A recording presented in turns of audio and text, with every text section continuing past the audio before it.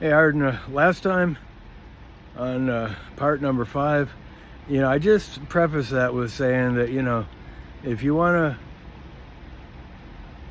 if you're like really interested in like stories and mythologies and stuff like that, because they are pretty cool, okay?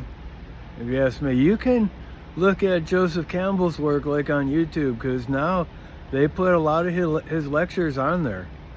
And, he, like that other guy I was telling you about once, does things by the numbers and goes down and gives a good comprehensive overview of things and goes into detail about certain subjects and stuff like that, Much better than me. And like I said, I'm just writing you from my heart, Like, I'm not making outlines or anything before I say something. I'm not like trying to like teach you anything that way. I'm just talking from my heart to your heart. All right. And I use stuff that's, available to me, like what I see, my dogs. Now I got this caterpillar, this Tuscan caterpillar.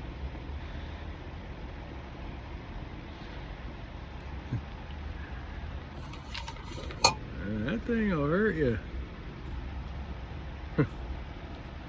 But I know I put him in here because I'm approaching some hard stuff now. But I got a lot of pictures because I got my camera in, my printer in, and I can print pictures now. I've been putting them in here. So I wrote this on, I started this part of my letter to you on March 25th, 2026 at 8:52 p.m. All right. It's past 7 o'clock in the morning now. Arden, I just glued T's picture in and gave everybody, including me, a scoop of peanut butter. I am happy to announce to all who care, my dogs, the chicken is ready. I'm just waiting, cause the wait will not hurt. It will only make it better. Yeah, that's the principle right there. The wait will not hurt. It will only make it better. But that's not big enough principle for me to actually make a principle out of it. I'm not sure what I'm gonna eat though, but I've been taking slices of cheese, big hunks off the block, at least a 1/2 inch by 2 inches, 3.5 inches square. And I drank a beer with it. I could still eat more, but even if I don't, I am good. Okay, there is one last thing. But this can't be the last because I have too many pages left. It seems like a last thing, and I'm gonna make the picture first and glue it in. The Tucson caterpillar. Arden, sometimes I have not listened to my dogs. Tucson caterpillar. Sometimes I have not listened to my dogs, and I have paid the price for it. One time Sport was insistent, and my other dogs too, but Sport was the one who called the troops and sounded the alarm. Yeah, this guy, he was playing me. I didn't know what Sport could see, and it's a big long story. I got room for, but I really don't want to write it right now. I just want to get to the point of the caterpillar.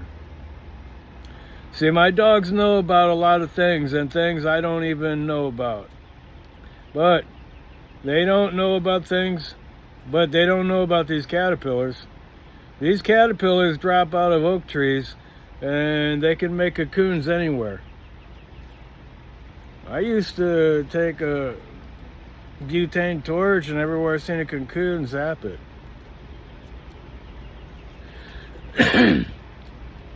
Because they turn into these caterpillars that sting you.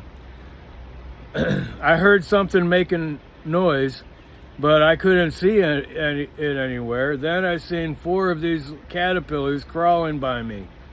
I knew what they were because Amber got stung by one. Their hair stings. Their hair stings you, and she had to go to the emergency room.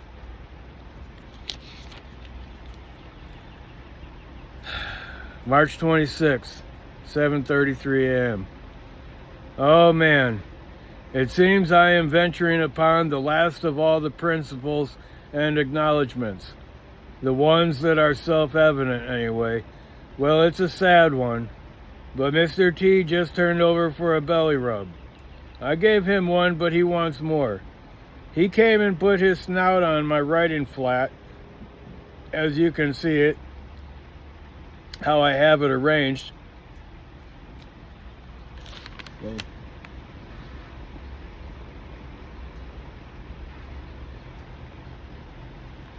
Hey. Mr. T's laying on the ground, but my writing flat's on the table, and it makes the table bigger. And I got a book that I'm writing you in on there. That's what that is, and that's how I write. So, but okay. So I gave him a belly rub, but he wants more. He came and put his snout on my writing flat, as you can see it, how I have it arranged. I just printed it. I just printed this very moment. I printed the moment. I printed the moment. Okay? I printed the moment when he put his snout there. And then he laid down. He wants me to give him a belly rub. But, so I took a picture right in that moment. That's a new concept I never thought of before. And now the rooster calls. Now the rooster is making a noise. Okay, look. I thought I was gonna go straight to the point, so I did make a warning, but I think I didn't go straight to the point, but this is my warning.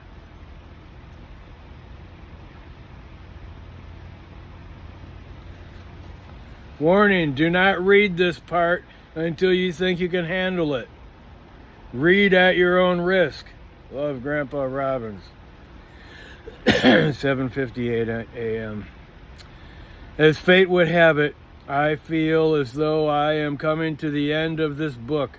My letter to you, Artie, Bomba, Rose. I still have a lot of pages left too. This stack of pages, blank pages, is like a cold stare. It is like a stare staring me down, saying, I command you to write. Now write what I tell you. So I guess it's going to be about that Tucson caterpillar, Mr. T and his belly rubs, and the call of the rooster.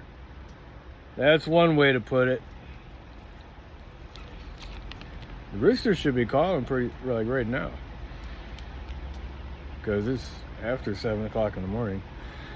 Another way to put it is, number 1, the curse. Number 2, the call of the wild. Number 3,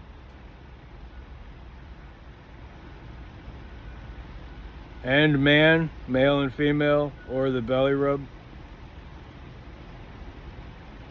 I don't know what I put 3 there. Probably just because number 1, the curse. Number 2, call of the wild.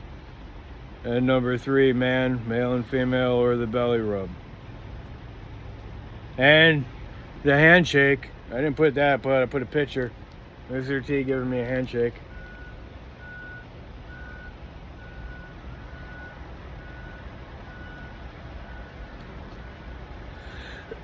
Artie, my dear sweet Bomba Rose, I speak this to you with all the love from my heart.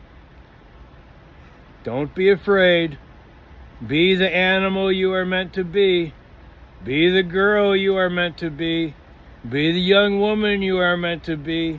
Be the mom you are meant to be. Be the grandmom you are meant to be. Be the rose you are meant to be. Be the dance you are meant to be. Have the happiness you are meant to have. And finally, have a true handshake with life, like me and Mr. T. Love you truly, Mr. Grandpa and Mr. T. Okay, that was my preface. I'm going to have to mix it up like a bowl of soup now, because even though I am afraid I can't write all these remaining pages, because I had a lot of pages to go. I didn't think I was going to be able to fill them all up, to tell you the truth. But these remaining pages, if I took one subject at a time and just kept writing and writing, well, I could run out and never be able to talk about the rest. So, see? If I took a subject and started writing about it, I could run out of pages, so I never would get to the point of what is really on my heart. You know, I can't talk about one thing too long.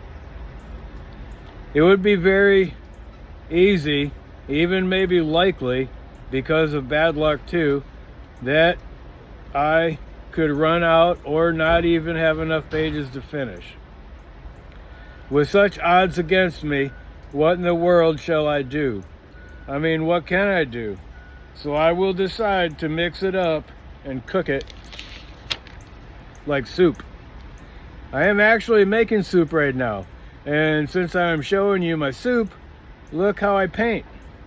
Okay?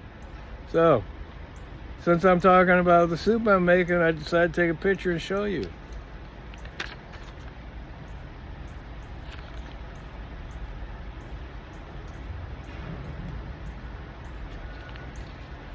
And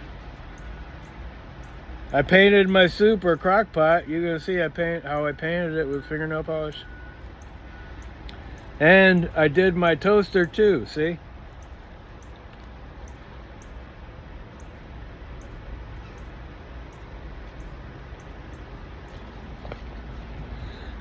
I also took a torch to my counter after I tore off the Formica top that was ugly anyway, and since it was glued on and I couldn't sand it, and I couldn't sand the glue off, I tried burning it off.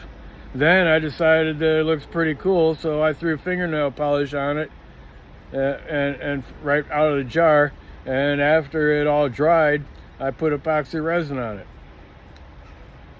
Pretty cool, eh? So anyway, so see, that's my counter too. So anyway, and I did the other side in blue. Anyway,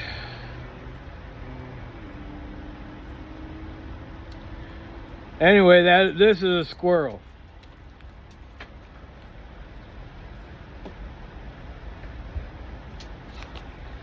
Because squirrel came up on my porch, he was trying to get into the chicken's food.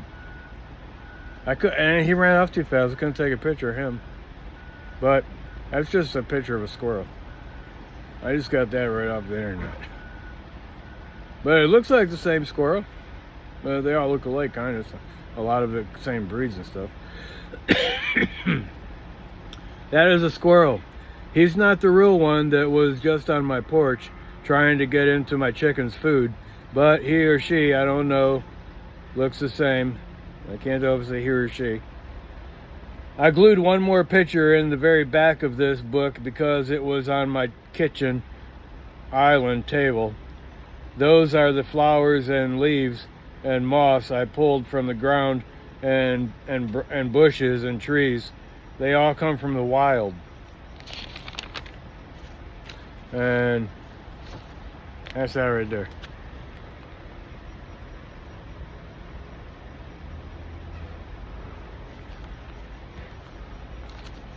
That's on the dehydrator racks.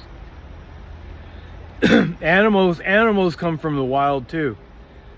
I came from the wild too. And no matter how refined and proper your family is, and no matter how proper teachers and school and AI superintelligence wants you to be and act, I am under orders from the high command. And I, by order and decree of all the truth, hereby tell thee, you are a wild human being.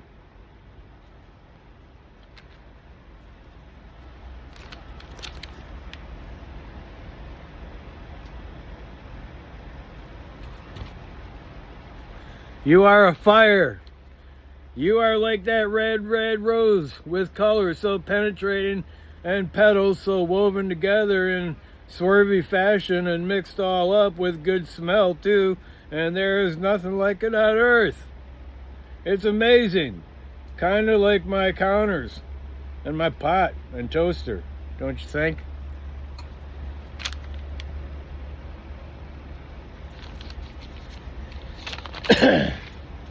Well, look, wild human beings go beyond the rules.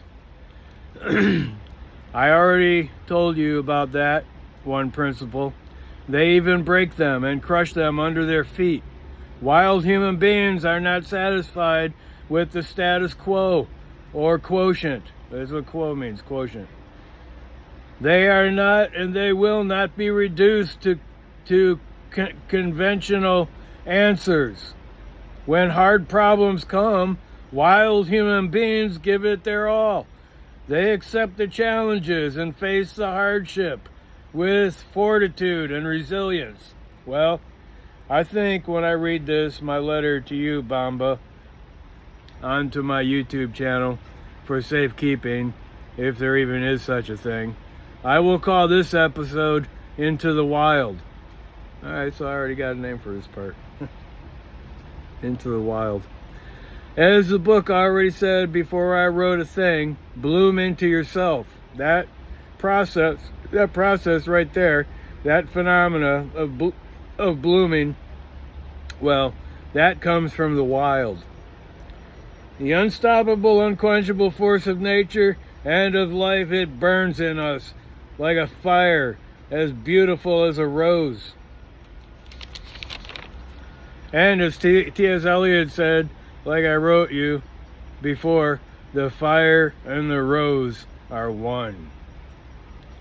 That's another reason I feel God gave me that code name for you and your secret agency, because the fire and the rose are one, Bomba. That means you. Okay, I lost the pen I was using to write with.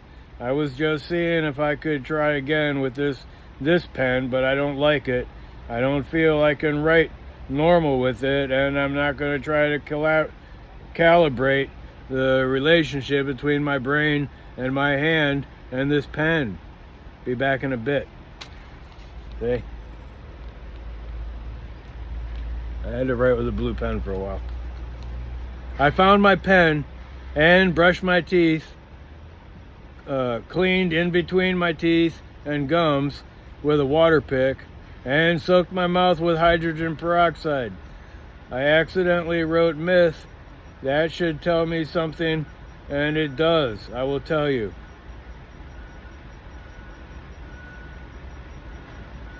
So I soaked my mouth. Okay, I soaked my mouth, but I accidentally, before I wrote mouth, I wrote myth.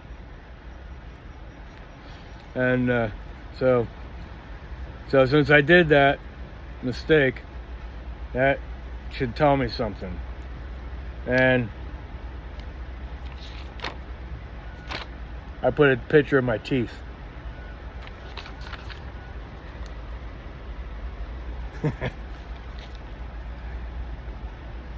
Well, I did clean them, but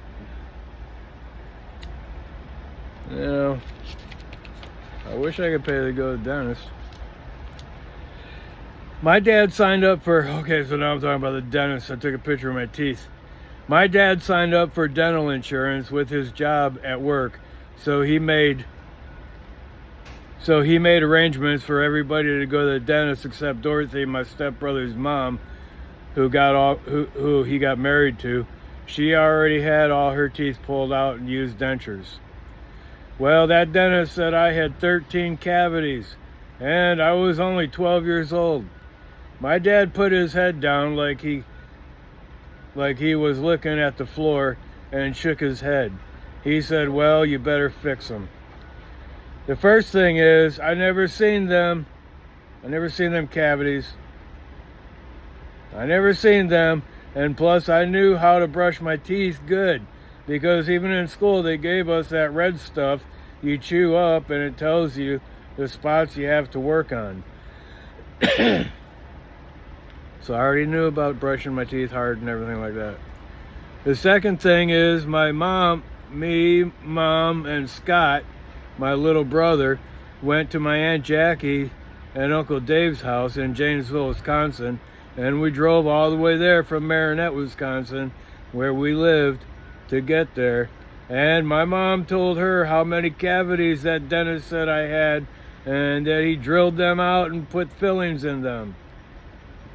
My Aunt Jackie told my mom, because I heard it with my own ears, that my cousin Doug had a cavity, and after the dentist told them, they prayed for it to go away, and he brushed his teeth a lot and tried to make it go away, and he did. And it worked. The dentist even said, it's gone, no more cavity. That's what the dentist said. Well, sorry me. After I got older, like in my 30s, my teeth started cracking, and the dentist told me, you know all them fillings you got? I said, yeah. He said, they are all working like wedges to break your teeth. They are gonna break, and there is really nothing you can do about it. So, rule number 1. Sometimes people in white coats cause more problems than they can cure. Rule number 2. Beware of people in white coats who say they want to fix something or that you have a problem that needs addressing. Rule number 3. It's better to work hard and pray than it is to trust a so-called professional. Rule number 4. I can't prove it all the time, but sometimes people just do things for money. Rule number 5. Don't do something just because everybody else is. Rule number 6. If you don't think, know, or feel like something is true, then don't believe it. And just because the ones in charge say it's dumb not to believe them and obey what they say, know this: the truth will come out. So, trust yourself. The truth will set us free. Jesus said that. I know I said my last principle was a sad one, but that's because I woke up thinking about the curse. We do live under what's called a curse. The Bible teaches that. Jesus, in a way, is supposed to save us from the curse. But the whole world is said to be cursed.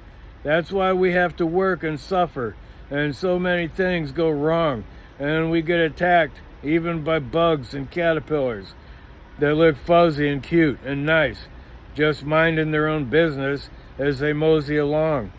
That one I showed you the picture of, well, one fell from the tree, stung Amber with its hair, and my pen just ran out. I gotta go buy some more. See?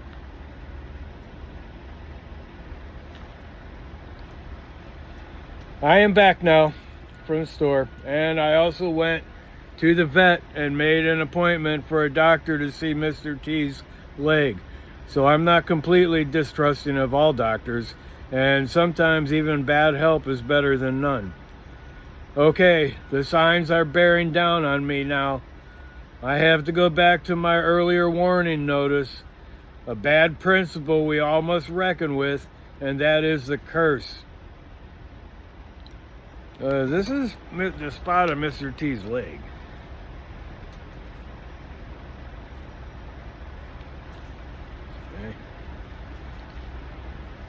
Okay. Now,